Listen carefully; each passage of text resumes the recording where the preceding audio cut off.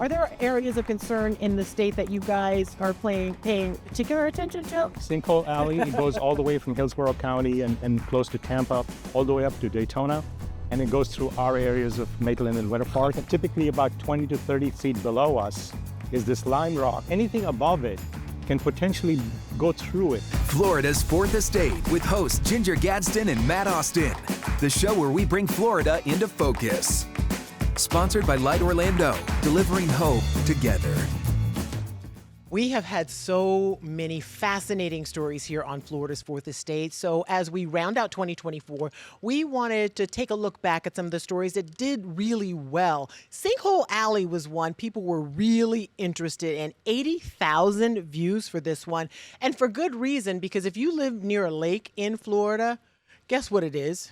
It's a big old sinkhole. It is a big, fat sinkhole Chances of death. are high, yeah. In fact, downtown Orlando is built around a sinkhole known as beautiful Lake Eola. Here's a comment from somebody who saw it on YouTube. Wow, Florida, you got me with this one. I wanted to buy a home there, but this is giving me a second thought. Good. You all can stay away as you watch this interview we call Sinkhole Alley. Welcome to Florida's Fourth Estate. It is the podcast where we try to explain the things that only make sense in Florida, but to the rest of the world, it's kind of weird. Like, you're going to have alligators in your yard, possibly your home, or you're going to build a beautiful home on a sinkhole. Yeah, or a beautiful city on a sinkhole, which is exactly what Orlando did. We are at Lake Eola Park in beautiful downtown Orlando, and who knew that in the 1800s, this was a sinkhole. It still is, right? Yeah, I guess it's still a sinkhole. We call it a lake now. And to guide us through not just this sinkhole, but all of sinkholes and what they're all about, we have Dr. Manoj Chopra here. He's been at UCF in the engineering department for more than 30 years. Dr. Chopra, thank you so much for joining us today. Thank you for having me. It's a pleasure speaking with you. Yeah, you're really talking about something that is a curiosity to a lot of people. I lived here for probably 5 to 7 years before I realized that what we're standing in front of is actually a sinkhole. And for people who, we only know tragic stories about sinkhole. I have many, but for people who don't know what a sinkhole actually is, can you explain it?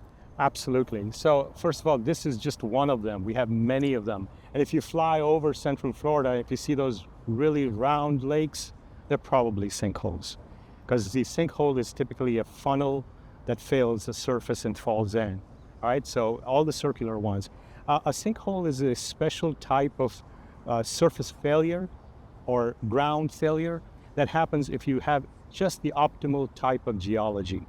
And what we have in Central Florida is something called karst or limestone geology. Typically about 20 to 30 feet below us is this lime rock that is so cracked and broken up. I think of it as a Rice Krispies layer. It's very porous. That's Very porous, very porous. And so anything above it can potentially go through it, percolate or migrate through those holes that are in that limestone. And of course, the stuff that's on top, the soil, is now going through those layers, causing cavities to form above it. Now, we may see the cavities or we may not see them, depending on the kind of soil there is. But that's what a sinkhole is, essentially a cavity underground. And it's a failed sinkhole or a collapsed sinkhole when the surface fails and you get something that opens up like this. Wow. This whole thing is not a sinkhole. A corner of this is, but because there was a sinkhole, the water came up, stabilized into a lake. So this entire thing is not a sinkhole. Okay, so a piece of it is sinkhole. How big do these sinkholes get? Because if you look at like Lake Okeechobee or Lake Toho, are those sinkholes or are those normal lakes? Those are normal lakes. They are natural, or all of them are natural lakes, the ones you mentioned. But the larger sinkholes are ones that are interconnected. Typically, the individual sinkholes are not that big because you have these local areas of migration, as I mentioned earlier, of the soil going through it. So those things are happening in a small area. But if you have a whole lot of those, they often connect, and then you start having these, areas that are falling in, and then they can connect into a larger lake. So typically, a typical sinkhole would be the one that's the Rose Lake on Denning.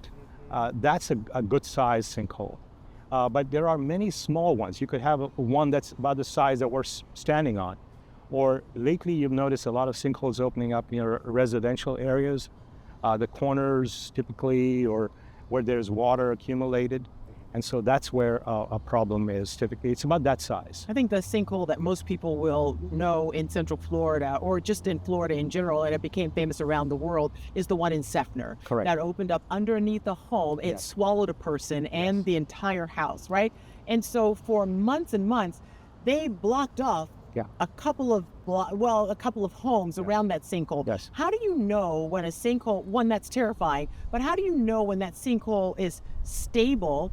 Because years later, they came back to that same neighborhood and said, oh, something's happening again. Like, it makes people nervous thinking that this might not be stable. That's a good question. And stability of individual sinkholes is different from the stability of a whole area. So what they're having trouble with in Seffner and other areas in Central Florida are that area is developing other sinkholes, whereas the one that has failed may have stabilized. To answer your question, the stability of a sinkhole is typically when you start to see a stable water level in it, i.e. it becomes a lake. Like this. This Like one's this. now pretty stable. That is pretty stable, or the one on Denning. But if you see, and the first thing they do is they cordon off the area so that they want to see whether it's going to grow anymore.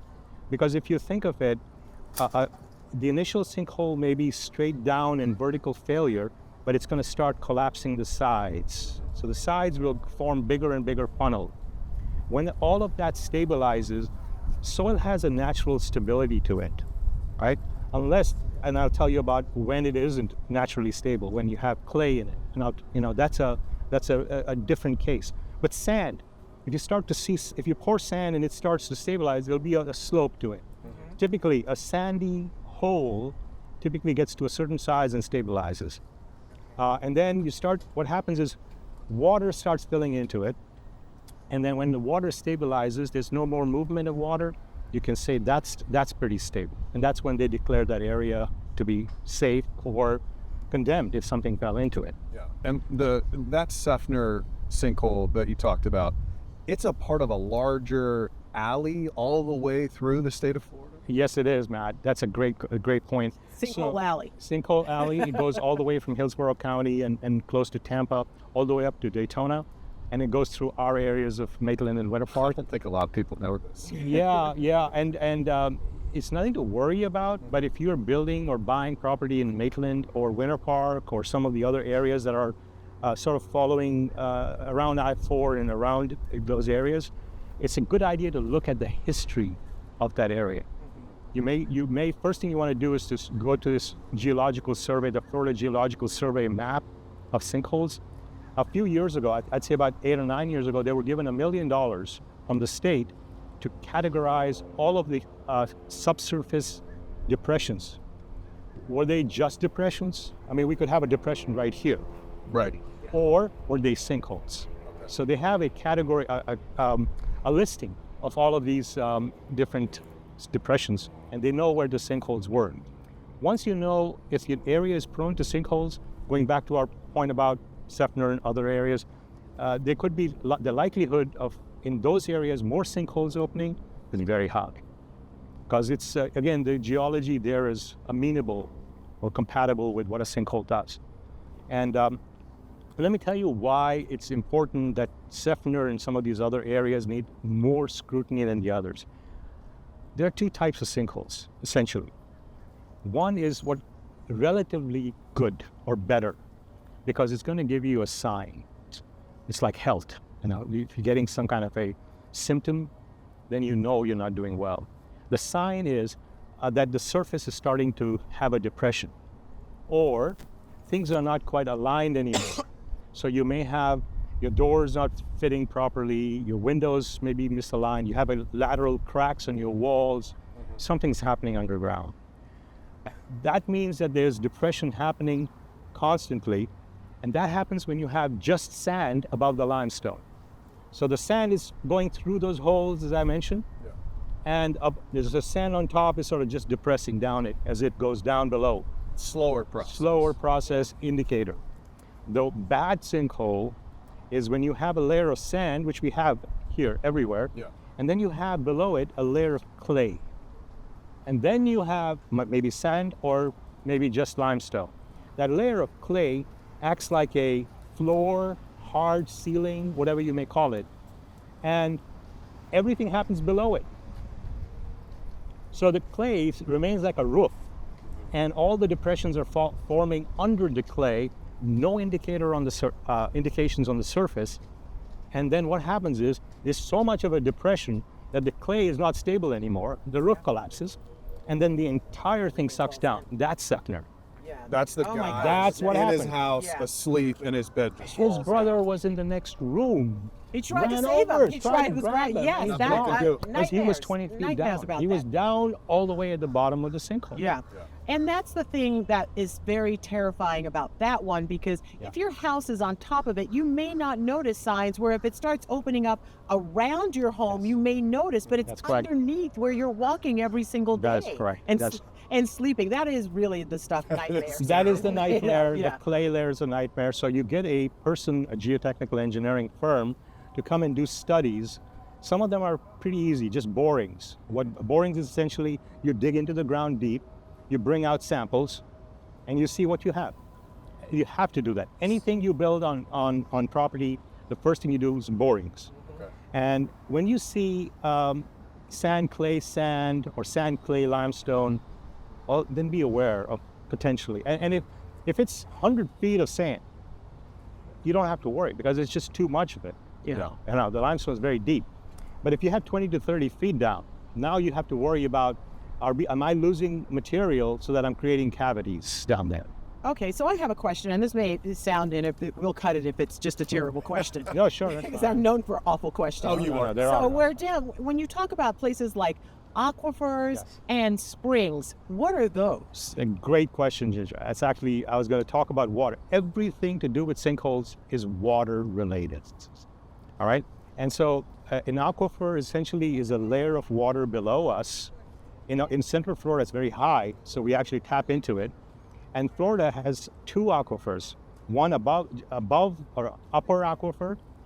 Aquifer simply means a layer of complete water, saturation layer of water. So there's one above and one below. The one below is good quality water, so we tap in for drinking. The one above gets contaminated with surface chemicals. But the point here is those aquifers interact, and when the top aquifer starts to push the water through, it carries more of that soil. Imagine if it rains very heavily. Why do we get so many sinkholes open up when it rains? Because the water from the surface is now putting so much pressure into the soil to push it through those holes quicker and open up the cavities. And so that's one of the things. The aquifer plays a huge role. The other thing is the lower aquifer, and that's what happened here. The lower aquifer comes up with the water and brings the water through layers and stabilizes everything. So this is connected to the lower aquifer, 100 feet down, because now we have a supply of water. Now, one thing that Ginger, you mentioned was springs and caves. The cave phenomenon is a huge one. If you search something called cenotes, cenotes is a Mexican word, Cenoetes. It's a Mexican word for sinkholes. And Mexico has a lot of these sinkholes. And we have one in Central Florida. If you get a chance, go visit. Devil's Den. Devil's Den. Yes. Devil's Den. And Devil's Den, Incredibly beautiful. it's beautiful. It's a sinkhole. Yeah. It's a reverse funnel. If you notice, it's a narrow opening and a very wide opening. And that's because caves underneath connected and became wider and wider and wider. And so now, and you can actually go into caves. You can swim into those caves if you want, dive. Yeah. Oh, That's we saw a lot of people there doing that same thing. Yes. So I was wondering, like, okay, so that's super deep. You can Yes. look, and it looks like, oh, it's 10 feet, but it goes down hundreds of It's feet. hundreds. Yeah, hundreds of feet. Because but it's not- connected to the aquifer. Yeah, okay, that's why That's it's correct. different than this. Yes. Because people are like, well, how deep is Lake Eola? We could probably walk out and probably get up to here. Well, no, some parts. it's deeper in the middle, where Okay, the in the middle. sinkhole is, because that's where the funnel has been caused, and that's why this whole thing is not a sinkhole. Okay. And it's a lake with a big, deep opening in the middle somewhere, and that causes it to be a So sinkhole. that's where the water comes up. And so we get a supply of water. It's a spring. Oh, you mentioned Rose Lake in Yes. Winter Park. Yes. A lot of people don't know, especially if they live in Winter Park. In the 80s, Yes. this huge sinkhole opened up. Yes. Basically ate a part of BMW Small car. Mercedes. Mercedes dealership. And a lot of those Mercedes are still in there. They're still there. Very deep. Don't go looking for them. I have one of them, but So can you kind of talk about that situation, how that happened? I know it was actually before you got here, but it was very fresh in the minds of people as you came in the 90s.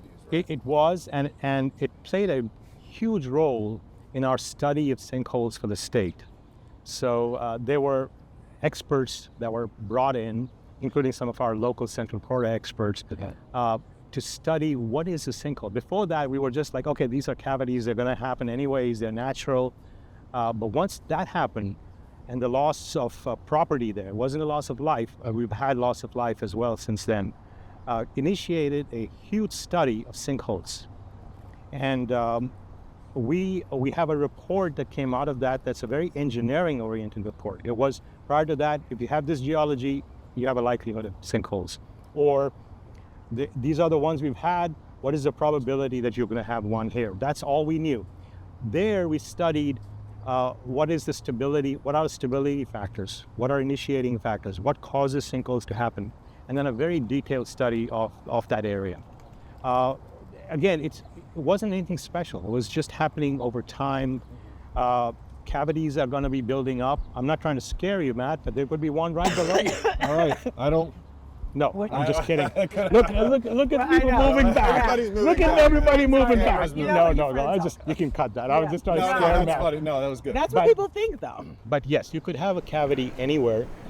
The reason why I picked geotechnical engineering, just to diverge a bit, is because of the uncertainty factor. I could have picked structural engineering, and I could be building steel buildings and concrete buildings. We know steel really well. We know how it behaves.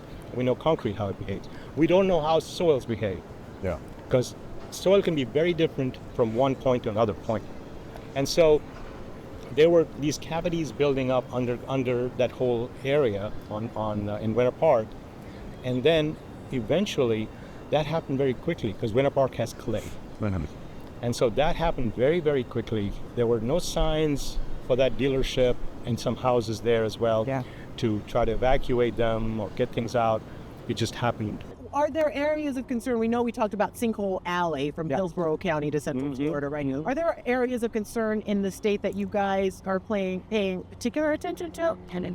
A couple of things. One, this alley, of course. I mean, that's where most of it's happened. Not as much up north because it has the red clay and other things that are more stable. But lately we've had some cases where we are now starting to deposit phosphorus from mining operations. I don't know if you know those dams in around Lake Okeechobee. And when you start to load Florida soil with something high, something heavy, what you're going to do is to, again, make it so heavy that those cavities will start opening up. So if you want, you can look at a recent sinkhole where it was under one of the phosphorus mounds, and under it, what does that do? That potentially takes the chemicals that are in that phosphorus and pushes it into the drinking water. Oh, that's. And so that's a little bit worrisome. So we try to concentrate on areas, 2 or 3 things. One, where we're adding man-made loads, because that may accelerate the opening of these holes. The holes are there. The holes are there. What causes a sinkhole is the failure of the hole. The holes will always remain forever and ever. They've been there for minutes. Weight will exacerbate. The second is when we have a lot of rain. That's where you have to be a little bit more careful of historically where we may have had sinkholes, because that's where it's going to push it. And the third, which I haven't mentioned yet, is we tend to draw water from certain areas, maybe for irrigation purposes. Particularly, I'm talking about farmlands. When we have a cold spell and we have oranges, one of the things we do is actually draw water from the ground to cover the oranges. Yeah, to form that Form the protective layer. protective layer. Yeah. You'll find, historically, when you do that, you have more sinkholes. Oh. Because what did you do? You Suck pulled water suck the Get out. water out, Oh, causing you the made app. rumor, Under there. yes. That's oh my interesting. gosh. So all of this is water driven. Yeah. Rain, pumping, and then more load, which pushes the water down. Okay. Wow, All right. So that's we fascinating. we have freaked everybody out thoroughly. Who We owns have a not. house We have not. in the state of Florida? Do your research. But Do your that's what. So that's how I want to land the plane here. Fine. If you're buying a home in Winter Park or Seffner or anywhere in Orlando, what is the best thing to do to try to make sure that where you're buying, the underneath is not going to fall from you while you're trying to sleep at night? Matt, Ginger, there's no guarantee. Yeah. However, you can do, as you said, do your research. We call it due diligence. Look for the history of the area. Ask questions of the experts in the city or the county. Search. It's so easy to search our databases. Search the database for the Florida Geological Survey. And I'm not in the insurance business at all, but maybe it's a good idea to talk to the insurance people and say, is in this area, is there a need for me to get sinkhole insurance? oh. And is it expensive to have somebody radar or do boring to where they check and see if there's clay or sand or limestone or what? Borings are cheap. Okay.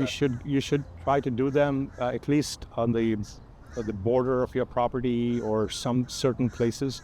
You can do limited number. You can't do a whole bunch. Radar is expensive. Only a few people do them. It requires quite a bit of effort and equipment, and it also has limitations because if you have a clay layer, radar doesn't penetrate. Or if you have a pavement, radar doesn't penetrate. So radar only penetrates through certain things. So I think the best thing you can do is look at the history of the area, the chances of getting a sinkhole. So bottom line, you come out, enjoy this beautiful view because it's fine. I just love the history of it. And now we know the science behind Lake Eola. That's so fascinating. Thank you for explaining that and making it just seem like, oh, I get it. It's my pleasure. I'm always here to answer questions for you and for our community. Fantastic conversation. Such a smart guy. Dr. Chopra, I'm going to go tell these people who are on these swan boats, hey, you're in a sinkhole. They know. They don't care. They're on Swift. They got to be freaked out. They're all running away. They're Yeah, all running get away. out of here. It's another episode of Florida's Fourth Estate. Thanks for watching. Thank you, Dr. Chopra. Thank you very much.